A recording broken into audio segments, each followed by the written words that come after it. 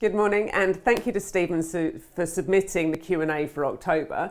And he writes as follows: I had a bad week after being let down by taking some people at their word.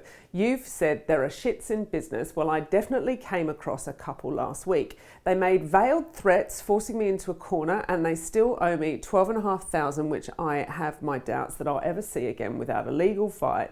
In the grand scheme of things, it's not a big deal, but I cannot seem to shake off the disappointment felt by the way some people go about their business. Do you have a tip to forget setbacks like these? I mentioned in September, and I'm feeling it for you, buddy, that the more people you come across, the increasingly disappointing humanity can be, and the proportion of shits you come across exponentially increases as you grow your business. It's a sad fact that I've witnessed that the bigger you are, the more you are exposed to. And for a person such as myself that genuinely believed that there was a ratio of good to bad of 99 to 1, it was horrifying to find that ratio increasing from 90 to 10 in a medium-sized business, and even worse as we continue to grow. There's reasons for this. You're no longer recruiting from your own social pool. So you're treated far more as a business, not a human being. So people don't have the same kind of empathy for you. And your increasing profile actually makes you a target. It turns you into a magnet for people to try it on. So Stephen asked what he can do to deal with it. And it's not much use to say, it's all about preventing it where possible. But it is key from learning from the horrible experience that you're going through right now and reducing the likelihood of you being exposed to it in the future.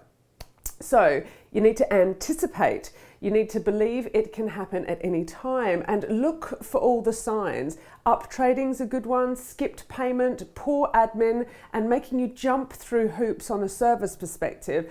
All signs of potential problems in my experience. You need to budget for it, emotionally as well as financially. If you budget for it, it will never be a surprise when it happens.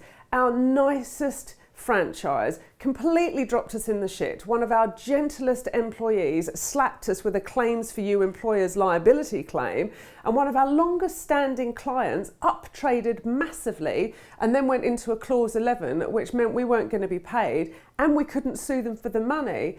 Now, as a result of that experience, we budget for it, a percentage for bad debt provision into our business, knowing it will happen every year.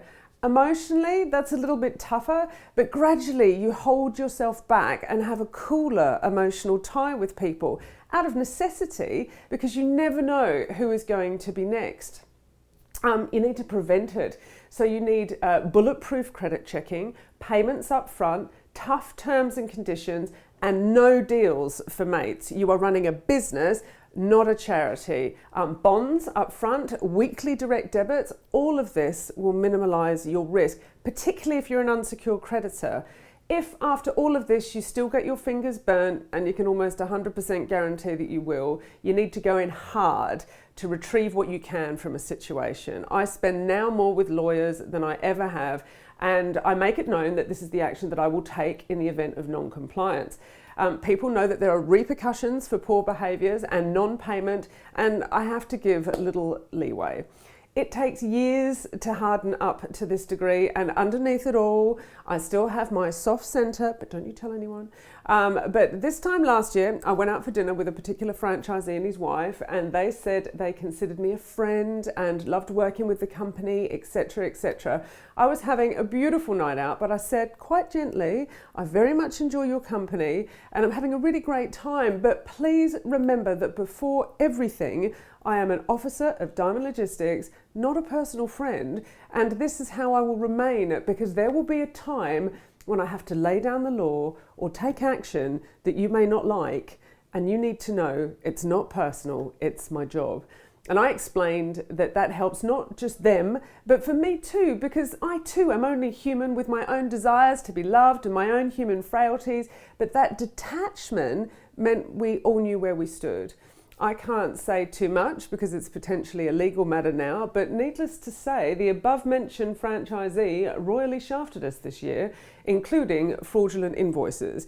It was bad enough that they were nice franchisees, but it would have been quite painful if they were friends that had betrayed me. So that professional distance really helped. There's no easy fix to this, Stephen, other than in your situation, go in hard and legal to retrieve and safeguard your business in the future by not extending so much credit and limiting your exposure, because it can and probably will happen again. Go get them and keep me informed of your progress. Take care.